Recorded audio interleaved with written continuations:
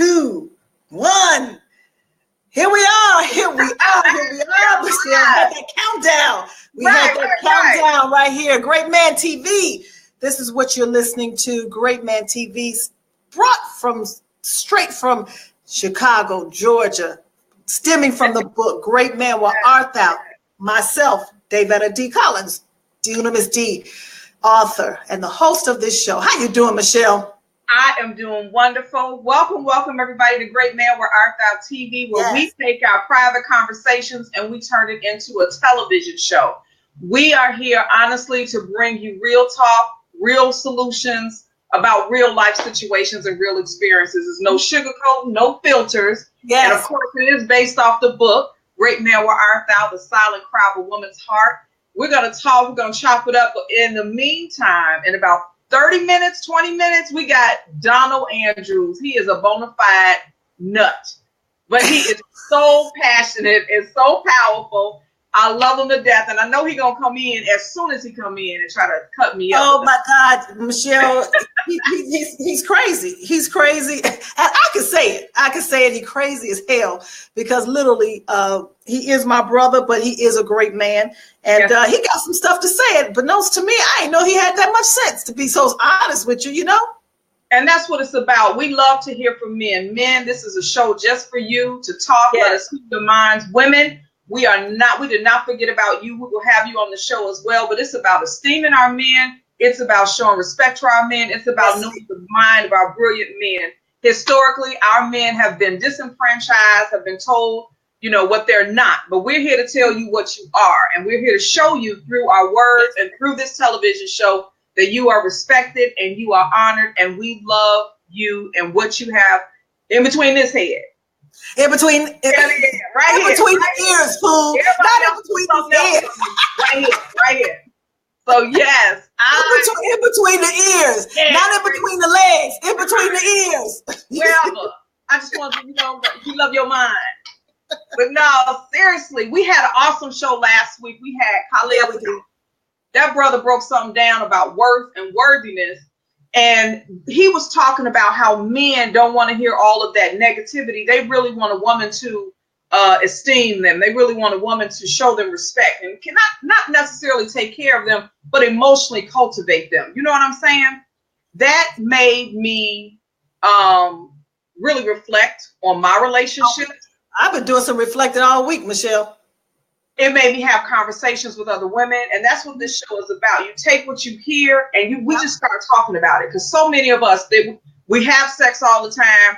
We talk about spending money, power, all of these things we do. Churches don't talk about it. We are kingdom-minded, and we're here to talk about these things that people just want to shut down. It's killing us.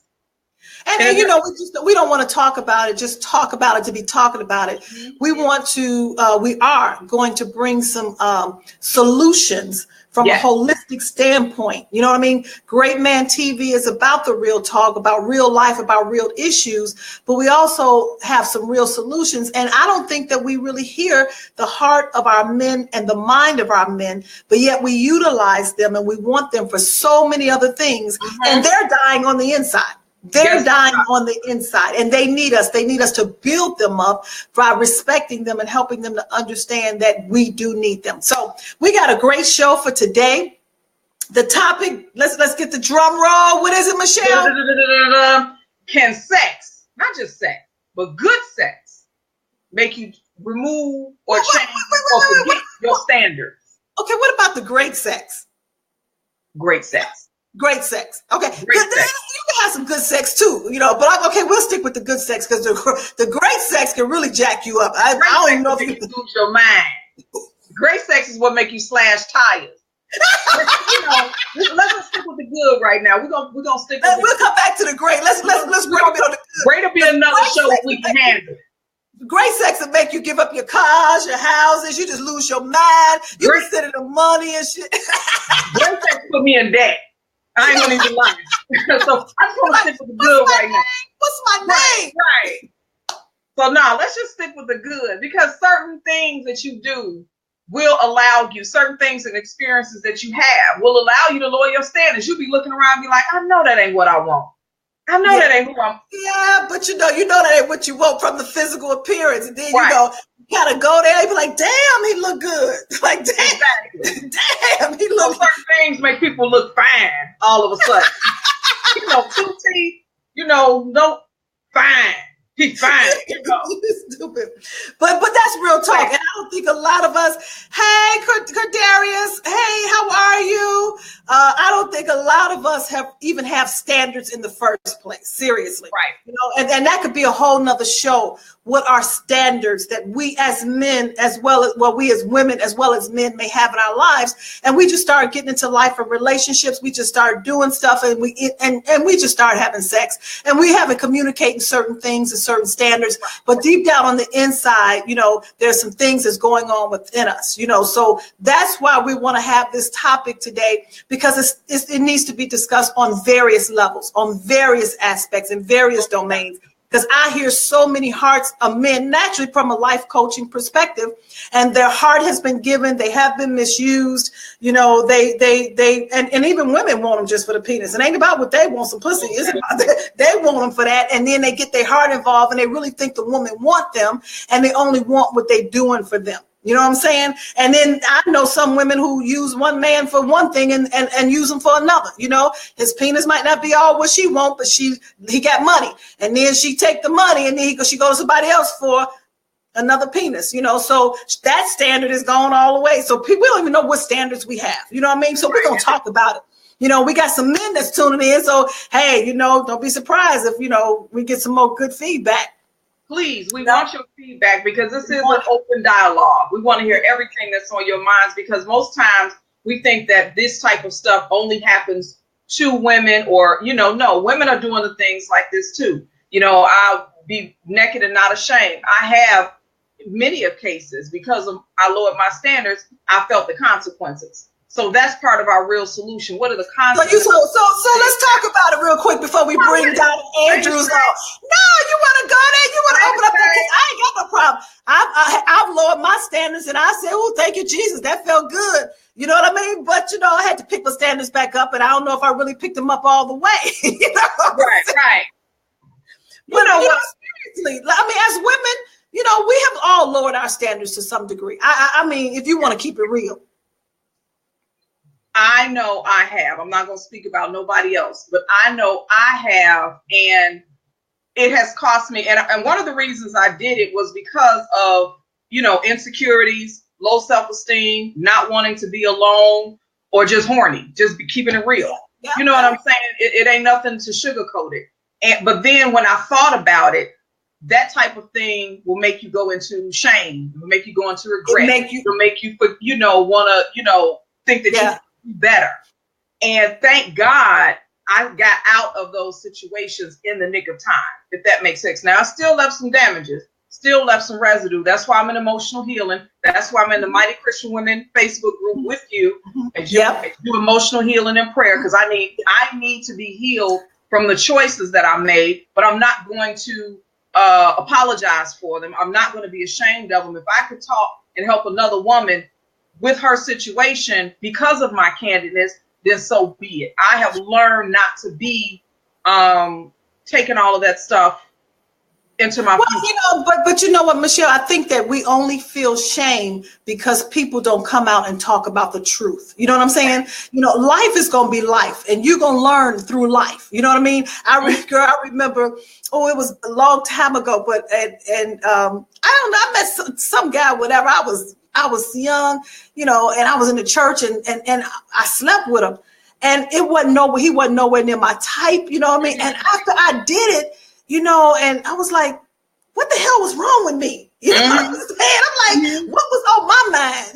What was I thinking about? And I was so ashamed because I didn't want nobody even think that I would be with a person of that caliber. You know what I mean? Right. And it was more so the physical appearance, but you just never know how the voids in your own soul and what you are longing for that you don't even know that you're longing for can put you in situations that can cause you to do some things, you know what I mean? That you come out and you have to really assess yourself. So the main thing is, it's a part of life, my bottom line. And this is some things that we just don't talk about in life, but I promise you, People are doing it. Sex is on the chart. Look at it. I could start a church right now and have 3 members, and I promise you I'm going to have 15 kids. We got about 15 to 20 kids, all single mothers.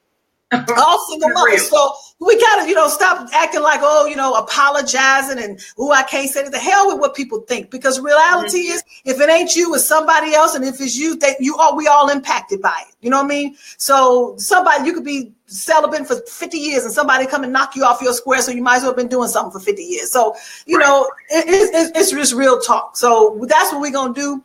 And we all have had some situations, but I can go over all of mine. But you know what? I want to really bring the man in so he could talk about some of the standards. You got something else before I do it, because we're gonna give a drum roll to this nigga. You know what? Bring on Donald. Let's see what he has to say. You know what? I got a brother here. I love him, Cordarius Crawford. He said, yes, ma'am. I've been a victim of many times. See, that's a man talking. You see what I'm saying? That's a real man. That's a great man. That's a great man talking. That's a great man talking.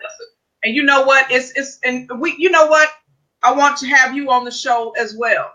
This is about you. This is about your expression. If you are bold enough to say that, there are other men out there who are going through the same thing, and women, but especially men. Historically, and men have been just told to shut up, just told to do, just told to take it as a part of their manhood. But I ain't gonna talk about it. But you know what? But they can talk for themselves. Let me put up here what he said. Let me stop there.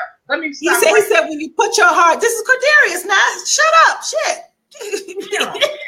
Okay, I got it. A man is speaking. I know. I got issues. Go ahead. He said when you put your heart into it, and then in the end you find out the woman don't feel the way you feel. It hurts like someone ripped your heart out. You see what I'm saying? Yes, it does. Let me shut up. Bring Donald in. Let the men speak. Let the men speak. Let the men. We still got something to say. Here he come. I'm gonna bring him in.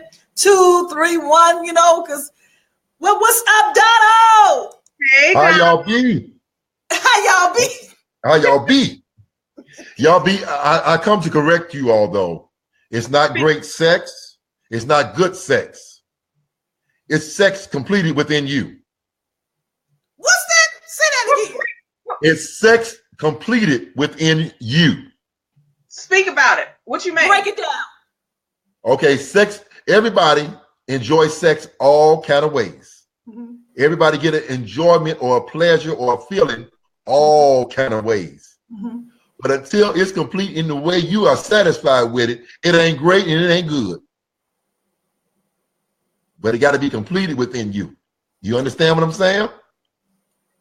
No, you're going a little bit deep for me, but break it down. I'm here to learn. That's cool. Okay. I'm breaking it down. You might have been horny as a toad. You laid up with somebody. Just to get your horniness away, you say, oh, it was good, it was great. But it didn't complete you. Okay.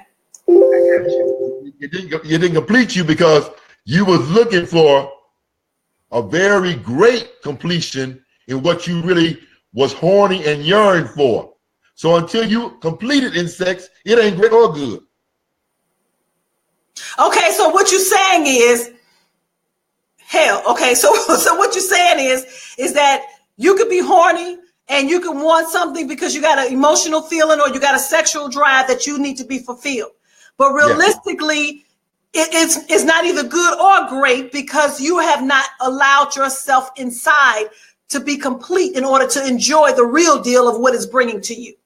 Yes, because it's some people that's been married 10 years and they still ain't satisfied with the sex. Now that's true. What would they stay? What would make them stay? Oh, after 10 years, that is money, an investment. It ain't on me right now. I'm listening to the men. What would make them? I know I stayed, but it ain't on me right now. Donald, what will make somebody stay? If you're not emotionally fulfilled, what will make you stay? Go ahead. It depends on what situation he pulled you out of. If you was in a desperate situation and he's brought you to a satisfying state in your naturality, you would stay, whether the sex is good or bad. Or what you're saying is that they can stay because they will stay in a relationship because he's providing, because they're being taken care of, because that's their natural needs are getting met. So they have sex as a duty. Yes. And so they go outside and get fulfilled. But their heart is miserable. But their heart is miserable. And no, they don't go outside and get fulfilled. They stay there in that bondage so they can still have their needs met. I mean, well, you have some people who go outside and get fulfilled, and you have some of them who just deny the fact that they're unfulfilled, and they act like that they are truly, truly happy, and they're not happy at all. You know what I'm saying? And that's what have lower.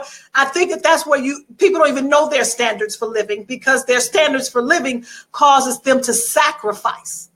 Yeah, and their standard for living is not a mask. It's not a mask. It's reality, and they will not accept reality. They will not accept realness.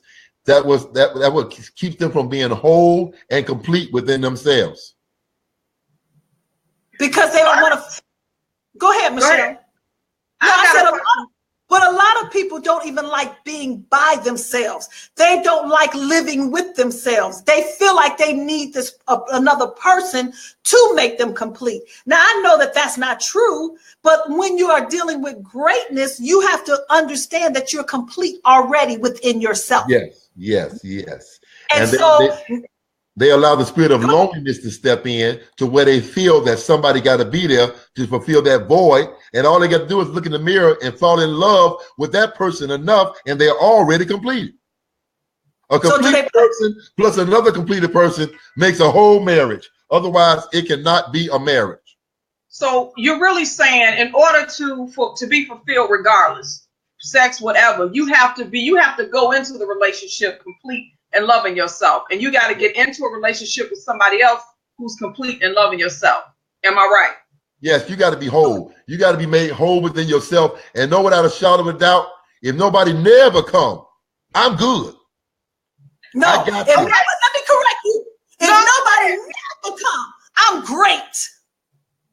I'm great. No, and I'm at that stage of life that if no one ever come and say, Davetta, I want you to be a woman that I can embrace, and I promise you I am great. And many people feel like, oh, that's a facade, or you just putting up a guard or whatever. But damn it, I am great. You know what I'm saying? Now, does that mean I wouldn't love to be held or embraced? But that's not the purpose and the necessity for me being fulfilled.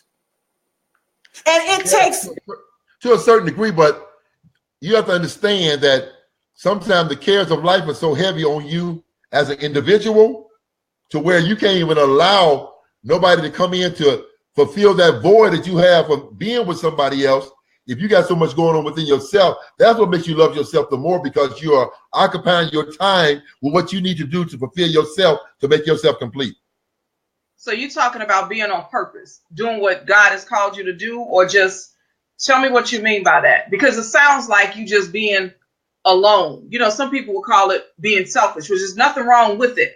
But tell me what you mean about being with yourself. Like, I'm going to speak for the people who, hell, don't want to be alone. I want to be touched. I want to be loved. I want all of the above, and I'm tired of being alone. I'm speaking for those people. That all what you said sounds real good. Okay, so let me. Okay, and I think Donald, I want you to speak to this, but it's also in the line of what you're talking about, Michelle. But this is a real case, okay? A gentleman that I know, you know, and actually, you know, I really thought he was a great man, and he may still be. But from a woman's standpoint, we could not even go into a relationship of any kind to a depth, because he really thought that I always have men in my life, okay, from a relational standpoint. And that's not my lifestyle. I am fulfilled with myself. But because I'm so fulfilled, like I went on a trip out of the country, and I was just talking to him, you know, here recently, and I was like, yeah, you know, I went by myself, you know what I mean? And he was like, yeah, right. And I promise you, I'm not going to sit up there and try to convince him, but there's nothing in his mind that could ever make him believe that I am a woman of my caliber that can be by myself. I'm always having some man around. Now, I know that that's his issue, But that's something that he cannot, because he's not loving himself, he cannot even fathom that I am a woman of my caliber who can love myself and be content with myself. Is that what you're referring to? Yeah, but that was jealousy, though. I mean, he's just jealous hearted, and he's been manipulated so much by other women, so he put all of them in the same category. See, that's another problem that men have. They won't separate. They come out of a bad relationship, or they come out of a relationship dealing with a jealous woman or an abusive woman. And some women abuse men more than men abuse women, mentally, financially, and physically, until they put a judgment and a sentiment on every woman that comes in their path. Mm-hmm. And that shouldn't be allowed, because every individual is every individual of themselves. And we have to pull that out of men, because men have a problem. They put a wall up of saying, I got this regardless, but inside they're hurting. Mm-hmm. I got this regardless, inside they're crying. I got this regardless, but I ain't gonna launch out and break down like I want to, because I don't want to be called gay. I don't want to be called a homosexual. I don't want to be judged like I'm feminine or weak. I'm a man. I know I'm a man. But some men really don't know they're a man until they take a shower. Mm. But you know what? Some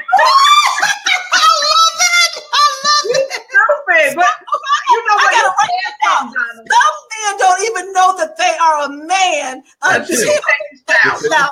I'm gonna put that on my Facebook, on my personal page. Don, you said something that was powerful to me, because a lot of men don't know that they're men. Yes. But you said something about the silent cry of a man. Speak to that. What is that silent cry once they are hurt? Talk about that. The silent cry is coming home from a hard day's work. Still thinking about that individual that hurts them. Still coming home in a fantasy world. I wish she was here. I wish dinner was done.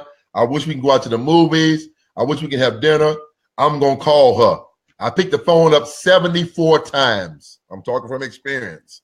But I never dialed the number, because the man in me said, I'm not going to punk down to that situation. I'm not going to show my weak point to that individual. I'm going to stand here and cry out to God, laugh at that man in the mirror, cry while I'm brushing my teeth in the morning because she's not there. That's what I'm talking about. Because who's not there? The woman.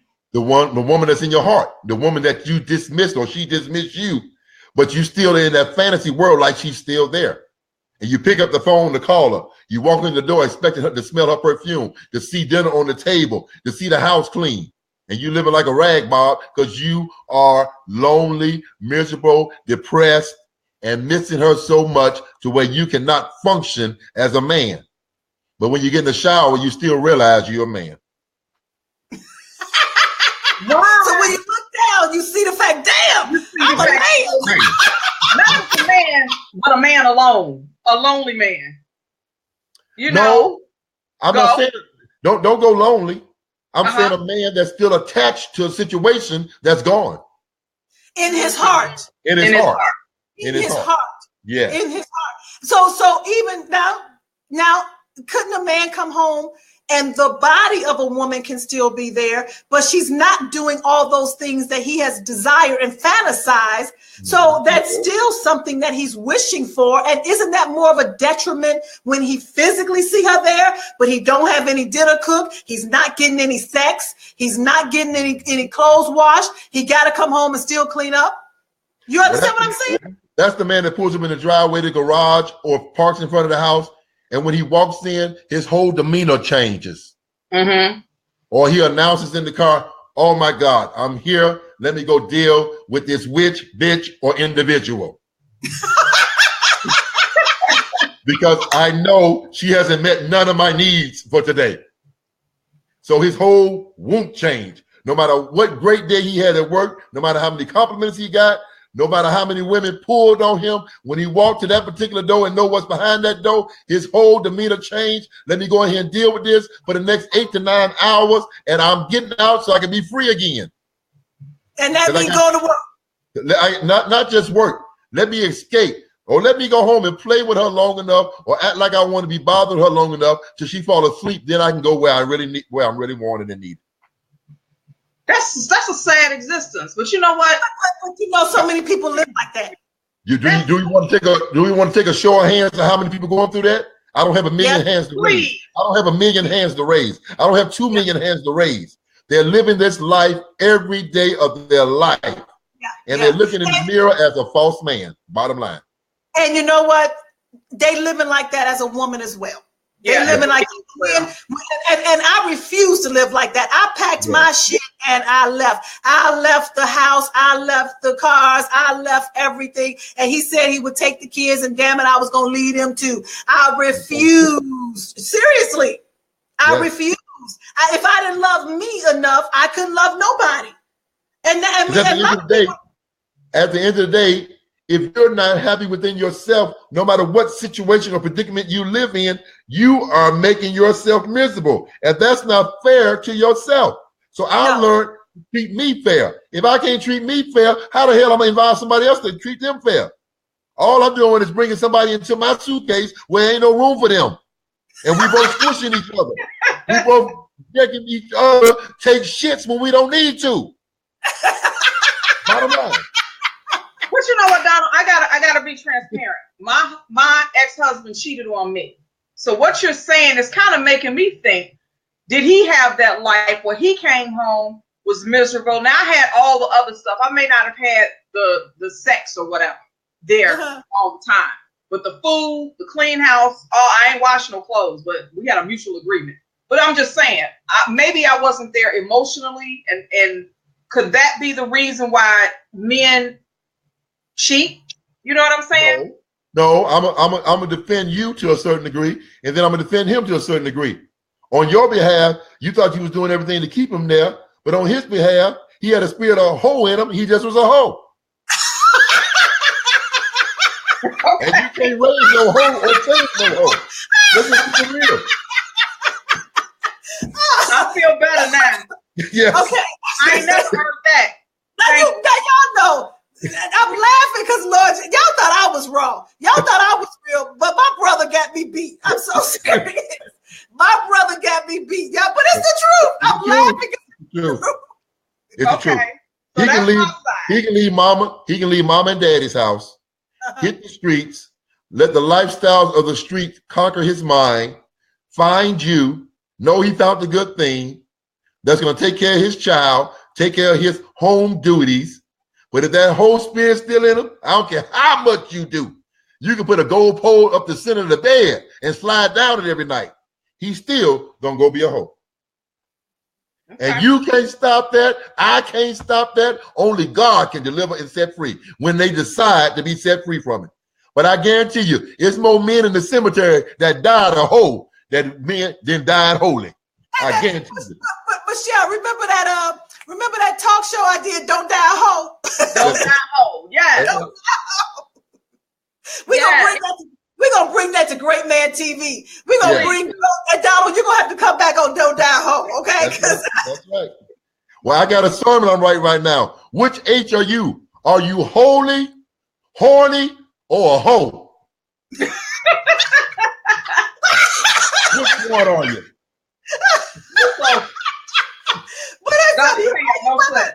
Are you horny? Are you a hoe? Or are you holy?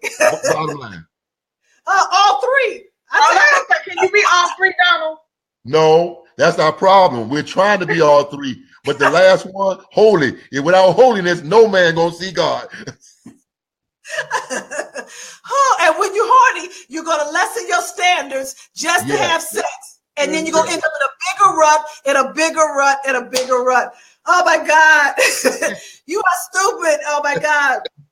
We got Jovial all the way from Barbados. We got Tiffany with us. Oh my God. Tiffany said, "What did I miss, girl? I don't know what you missed, but you're gonna have to replay it." We're gonna have to replay on the Vetta D. Collins YouTube page. It'll be on tomorrow. I want to start right here because Donald is on fire. I have a dear. Somebody wrote you a Dear D. We do this every week.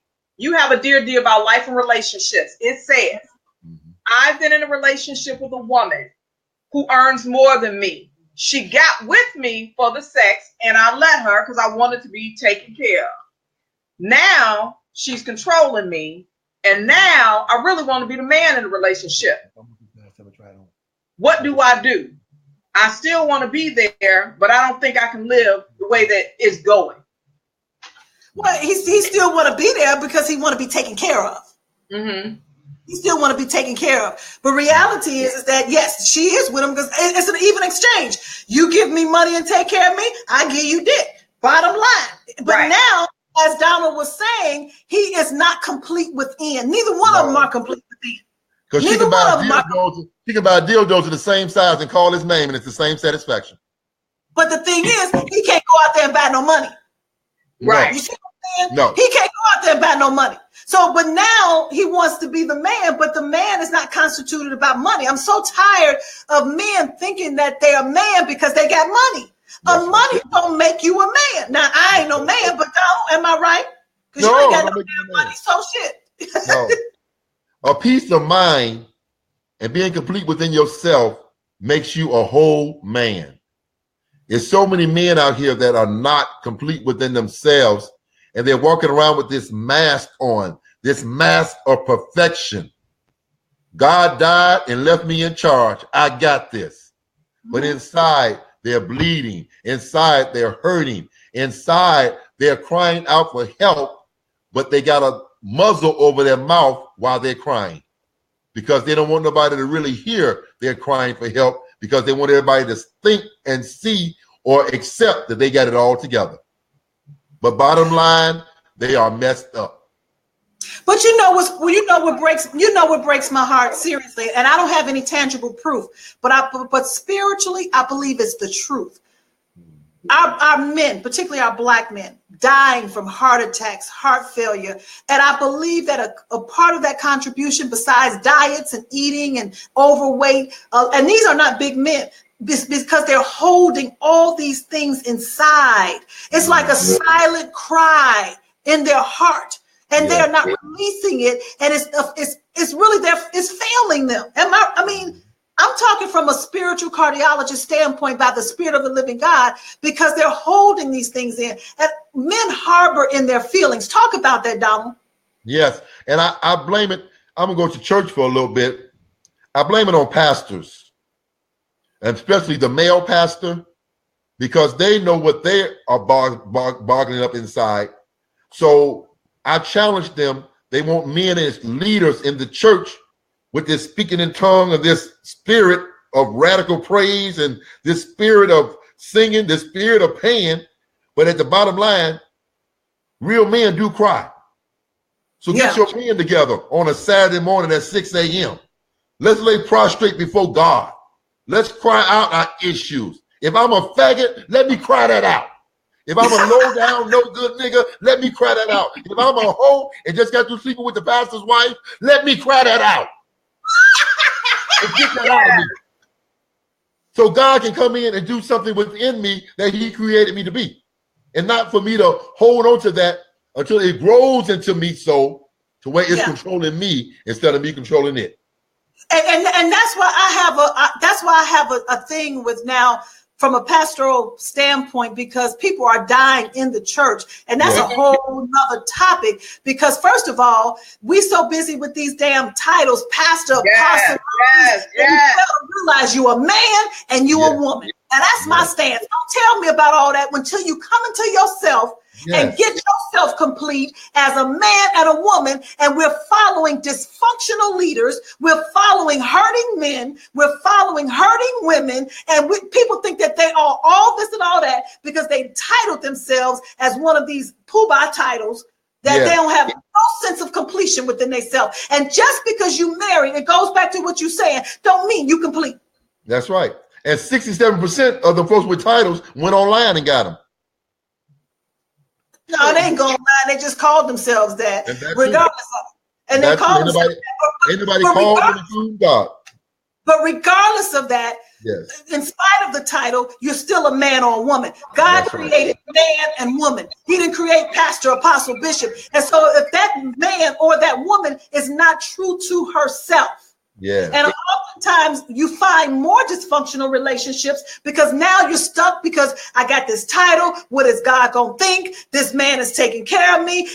I'm the first lady. Everybody looking at me. Everybody reverencing me. And deep down inside, when you go home in that big ass house, you are miserable on the inside.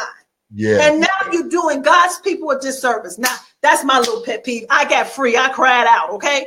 Because I'm coaching so many people who have been misled as a woman or a man because they have not been under the true leadership. And if the leader can't be free, I know nobody else can't be free. I have to be free. You know what I'm saying? So that's the key right there. That was my. You know what? From a historical perspective, and you can talk to this too, Donald, just the pressures of men, period, not being able to cry out because of the bondage that we were put in. And that's during slavery, and even now with Jim Crow and everything that men and women have gone through. And even now, you know, we think we're free, but we're not. We think we can handle it all, but we're not. We think we have the ability to cry out. You know, men go to these groups and different things, like you said, and in the church, you know, you think you go in doing something, but you're really not. How do we get to the core so that our men can survive and can live and can be? Because yes, heart attacks is not because of your cholesterol level. It's the weight that's on your heart. That's it's the weight that's on your heart. That's what I was trying to say, Michelle. It's the weight that's on your heart. From bondage, the bondage that we have been in as a people. How can we together, or is it something that men have to do by themselves? But how can we as women, knowing that what we've been through as a people, help you all get out of whatever is going on so your heart won't be as heavy? Well, that's what my passion is. Yeah, I believe one thing you're going to have to do, men going to have to come together and do it within themselves. Because men have a problem when allowing women to see their weak points or to see their defeat. And for some women, I would, if I was a man, I wouldn't let them see my weak points either, because they would manipulate and throw that stuff back in your face. But go ahead. Yeah. So men need to learn how to come together, and I go back to what I was saying earlier. I blame it on the pastors that want all these great deacons and all these great elders and all that, but they won't come together as an individual. What's wrong with having a men's prayer meeting on a Friday night, all night long, once a month, if you want great men in 12 months? What's wrong with that? What's wrong with the pastor saying Friday night we stand here, or Saturday night we stand here, we're not getting up off our knees and our face until Sunday morning, and we're going to really cry out to God. We're going to confess our faults one to another. It's not going no further in this room. We're going to get delivered and set free so I can, quote unquote, the pastor say, I can build this ministry the way God wants me to build it, and then you can be built up within yourself the way you need to be as a whole man. There's so many men out here that are not whole, and they're looking for love in all the wrong places. Drugs, sex, their jobs, their loved ones. They're pulling from every angle instead of trying to find out really where God wants them to pull from, which is him, number one. And then the rest, he has your life lined up in your vision. And I agree with that, but I believe that there's something deeper, more that's needed. Because we can, just like what I'm teaching with the women of healing, just as though God gave it to me from a pastoral perspective, and even from a woman's perspective, the heck with the pastoral. We as women first need to have healing. And that wasn't just coming together in prayer, because half the time we don't even know what the hell we're praying about. Okay. But the healing, I saw the lives transform as they sat in that clinic every Saturday. I facilitated emotional healing clinic for 12 years every Saturday. Then we talked. It was a participatory environment. We came up with the arresting issues as by the power of God, and lives was changed. Then it ignited prayer. And when we had prayer, we was up at 4:00 every morning praying for the men, because not the fact that I'm whole, I still have come out of man. So a part of my wholeness is for you all to cry out for God. That's why it talks about in Jeremiah 9 for the wailing women to come together, that we may cry out, that the tears may come gushing down the men's face. Yeah. That's God hears the cry of his daughters. Now, just imagine if I'm over here doing emotional healing clinics like that, participatory with women, you over here doing the same thing with men, and we're doing it simultaneously in two different areas. Now we come together. What do you have? You have a complete whole man-woman group. Does that make sense? With dunamis power. With dunamis power. Better come on now. You got the dunamis power. You know, so now, see, we can't keep blaming nobody. I can't blame. I don't condone what they're doing, but what am I doing? I'm standing up to make a difference.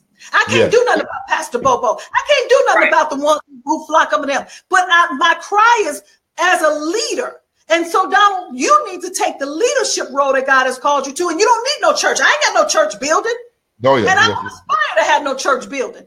You know what I'm saying? This is our church right here. This is what we're doing right here. These type of platforms, because not only just here, but gathering the men, because we need to have more of participatory environments. You understand what I'm saying? Oh, yeah. Most definitely. And that's why we as a body of people need to come together, man and woman, and stop segregating. Oh, I got women's ministry. Oh, I got men's ministry. Because you can come and talk to the women, and I can still go talk to the men.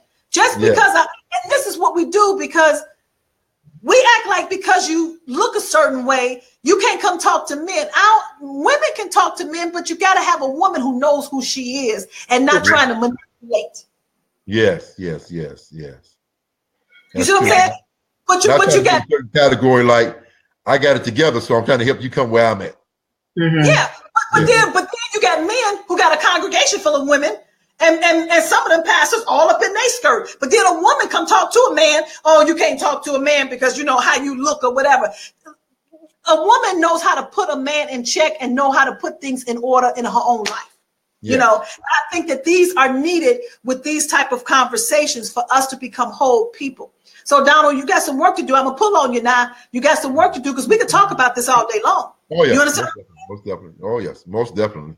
And the beautiful thing about both of you all, Donald, I'm sorry, the beautiful thing about both of you all, because I was going to say it's a lot of people who are hurting who left the church just for that reason, because they see the hypocrisy. And, you know, I'm not a church person, so I'm looking out for the people who don't go, who see the hypocrisy, who left church, and now they on the sidelines like, what do I do? And you're right, that emotional healing is key. We don't have to be, because a lot of people ain't gonna come to the church and get on their knees and pray. But you know what? And that's the thing, Michelle, because this is just coming to me now, and it's not by happenstance. There's one thing that Donald and I have in common. Just one. Just one.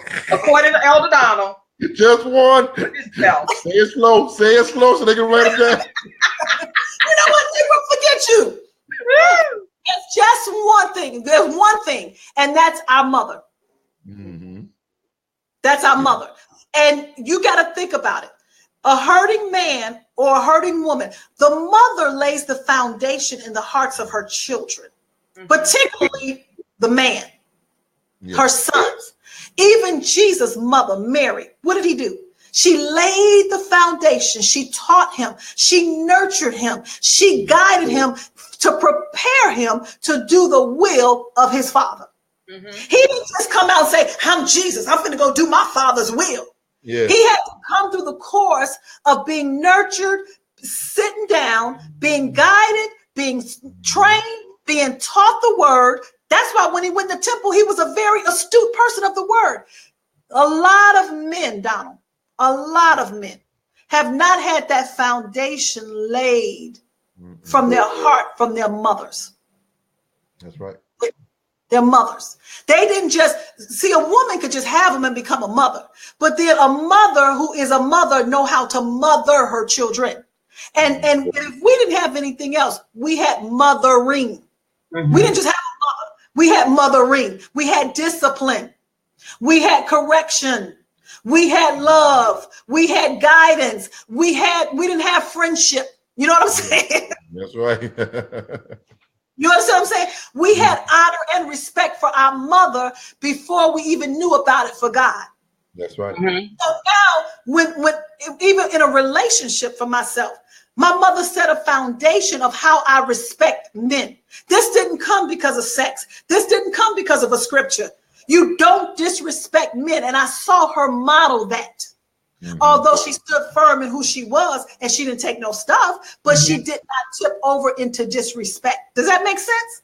Oh, yeah. It does. My mother was the same way. That's how the love and the respect that I have for men, it came from my mother. And my mother was a single mother. She raised my brother and I by ourselves and went through all types of things. You know, she was even abused, different things of that nature. But she still had a reverence and a respect for men, and she taught me. Yes. And that's why I can sit here today with the posture that I have. And that's why I want to continue to get healed. Because there were some areas that it was some residue from her relationships, but she taught me the best that she could. And I love her for it. And like you said, it wasn't a friend thing. It was teaching me how to be and to not just win the heart of a man, but to respect him. And that's why I always have this. And I had asked Donald about how do we help you all? Because that's what I saw her doing. And I don't know if it's what depleted her or what, but that's what I saw her doing. And I know there's something that man and woman can do together.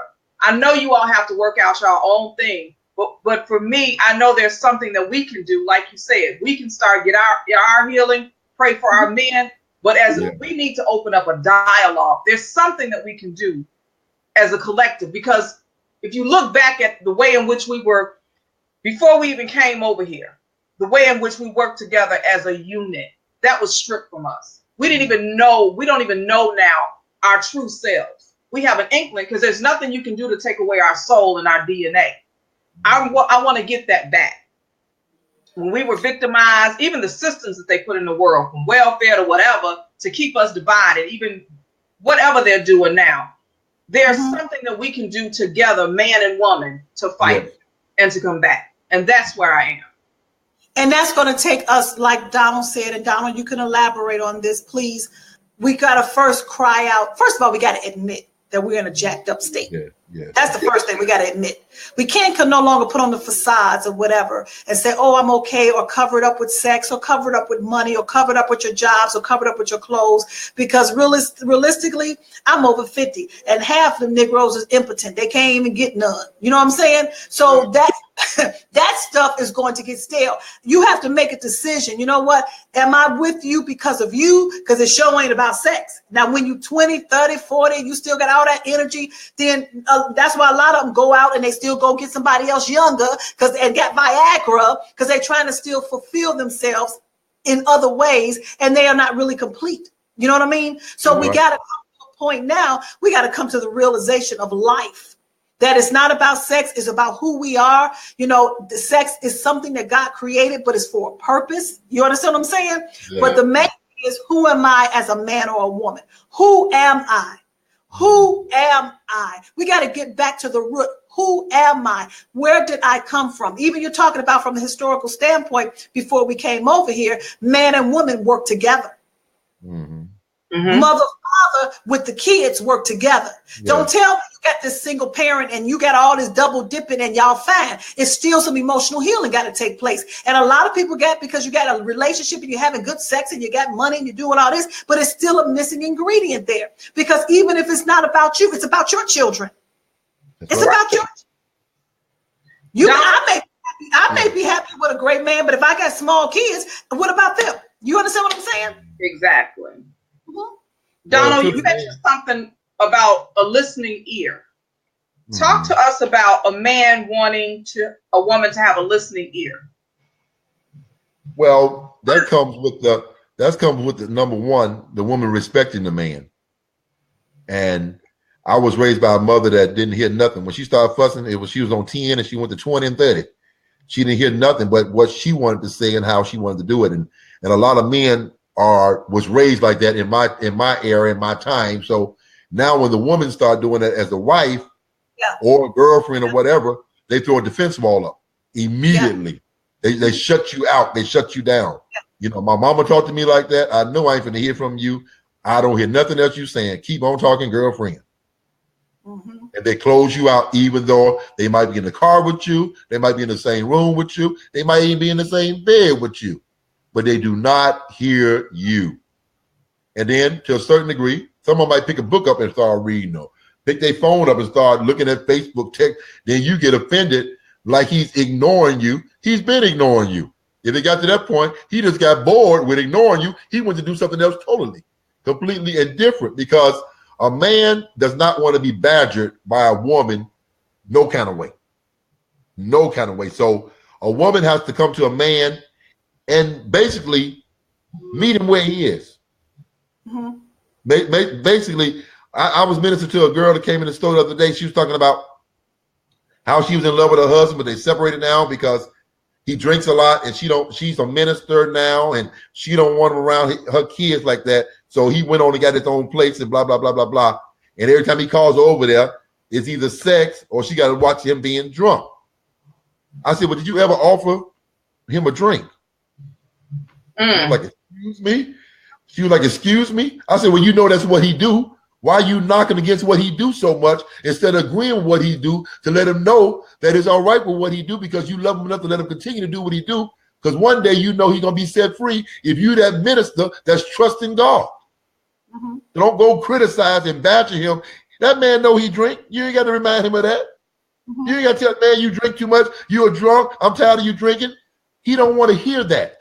Mm-hmm. So tell him, are you going to be drunk when I get over there? I need you drunk.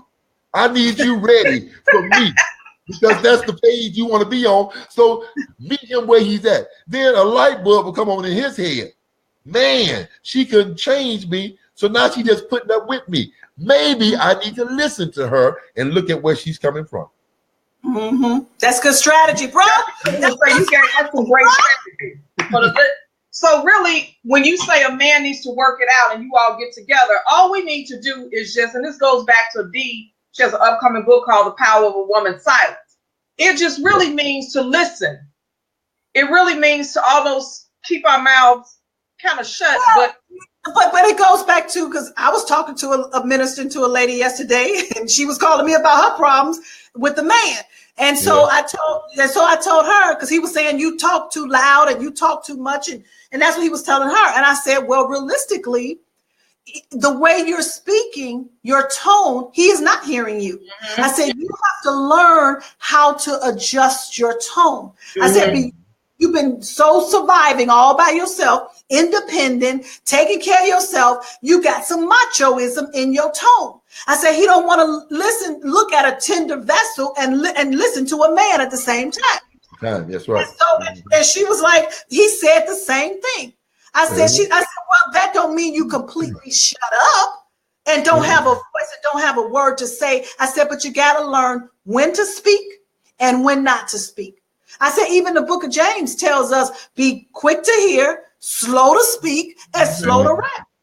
Yeah. I said, and not only when you say it, I have learned, and God knows, he has taken a lot of dominance out of me and a lot of control out of me through healing, to understand how to posture myself as a woman, not to even just listen to a man, but how to speak to a man. Rather it's my brother, rather it's my husband, rather it's just a man, period. You know what I'm saying? Tell it all. Don't tell it all. Okay, go ahead.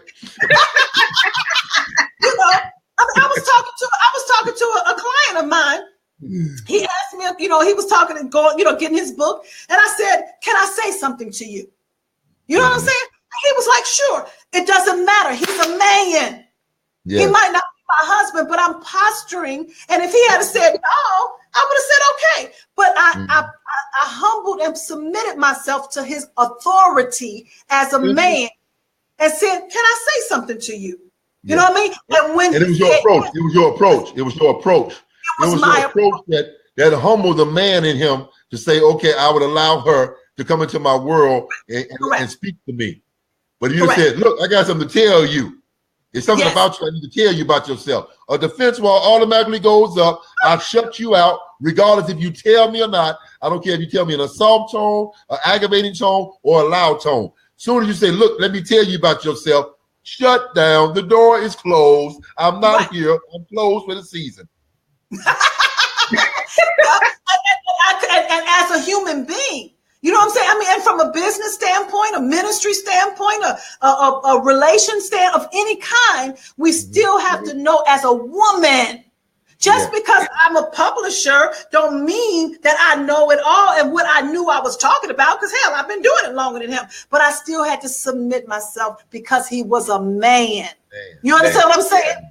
And that's the key. Now, if it was a woman, I would have said, let me tell you something, honey. Let me just share something with you. You know what I mean? But that's a strategy that we as women got to learn as a great woman, because he is a great man. And even if he don't appear to be like that alcoholic, he's still a great man. The man who drink, he's still a great man. We just got to know how to build him up to that. You know what I'm saying?